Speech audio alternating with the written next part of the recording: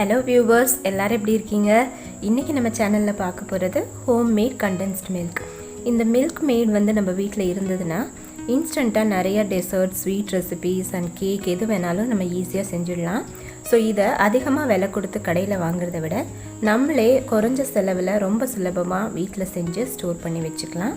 So வாங்க இத எப்படி பண்றதுன்னு சொல்லி பார்க்கலாம். அதுக்கு முன்னால நம்ம சேனல்ல ஃபர்ஸ்ட் டைம் பார்க்குறவங்க Subscribe பண்ணிடுங்க. பக்கத்துல இருக்க பெல் பட்டனையும் அழுத்தி ஆல்ங்கிற ஆப்ஷனையும் கிளிக் பண்ணுங்க. அப்பதான் நான் போடுற வீடியோஸ் நோட்டிஃபிகேஷனா வரும். இப்போ ஒரு panல நான் 2 கப் அளவுக்கு பால் எடுத்துர்க்கேன். இது வந்து 1/2 லிட்டர் பால். நான் இன்னைக்கு பசும்பால் நல்ல திக்கான பாலா எடுத்துர்க்கேன். நீங்க பாக்கெட் பால் யூஸ் பண்றதா இருந்தாலுமே அத கொஞ்சம் full fat milk-ஆ பாத்துக்கோங்க. இப்போ இந்த பால் கொஞ்சம் கொதி வரட்டும். இப்போ பாத்தீங்கன்னா பால் நல்லா கொதி வருது. இந்த ஸ்டேஜ்ல sugar ஆட் பண்ணிக்கலாம். நான் இன்னைக்கு ஒரு 200 கிராம் சர்க்கரை இதோட சேர்த்துக்கிறேன். நம்ம 1/2 லிட்டர் பால் எடுத்துர்க்கோம். அதுக்கு 200 கிராம் சர்க்கரை கரெக்ட்டா இருக்கும். சோ இப்போ இந்த சர்க்கரை நல்லா கரையட்டும். இப்போ பாருங்க சர்க்கரை நல்லா கரைஞ்சிருச்சு. சர்க்கரை கரைஞ்சதும் பால் கொஞ்சம் தண்ணியான மாதிரி இருக்கும். சோ இப்போ தீயை நல்லா மீடியம் ஃப்ளேம்ல வெச்சிட்டு ஒரு 15 நிமிஷத்துக்கு இது நல்லா இதே மாதிரி கொதிக்கட்டும். பாலோட அளவு பாதியா குறையணும். இப்போ பாத்தீங்கனாலே தெரியும்.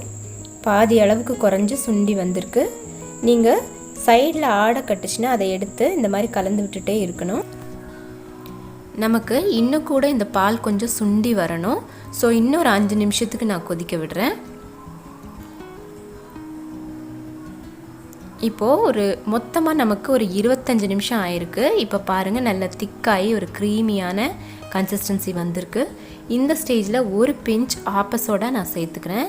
இந்த பேக்கிங் சோடா சேர்த்ததுமே நொரை பொங்கி வரும். ஒரு 2 நிமிஷம் அதை நல்லா மிக்ஸ் பண்ணி விடுங்க. அந்த நொரையெல்லாம் தணிஞ்சு க்ரீமியா சில்கியான ஒரு டெக்ஸ்சர் கிடைக்கும். பாருங்க. ஸோ இந்த ஸ்டேஜ்ல நம்ம ஸ்டவ் ஆஃப் பண்ணிக்கலாம்.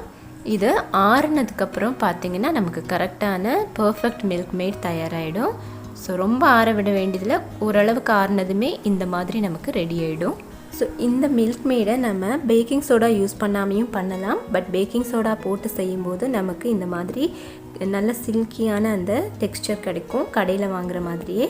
ஸோ அவ்வளோதாங்க, நம்ம milkmaid தயாராகிடுச்சு. நீங்களும் இதே மாதிரி வீட்டில் செஞ்சு வச்சு எப்பப்போ தேவையோ டக்குன்னு ஸ்வீட்ஸ் ரெசிபீஸ் டெசர்ட்ஸ் எல்லாம் பண்ணி குழந்தைங்கள அசத்துங்க. ஸோ இந்த வீடியோ கண்டிப்பாக உங்களுக்கு பிடிச்சிருக்குன்னு நினைக்கிறேன். பிடிச்சிருந்தா லைக் பண்ணி ஷேர் பண்ணுங்கள். நம்ம சேனலை சப்ஸ்கிரைப் பண்ண மறந்துடாதீங்க. தேங்க்யூ ஃபார் வாட்சிங்.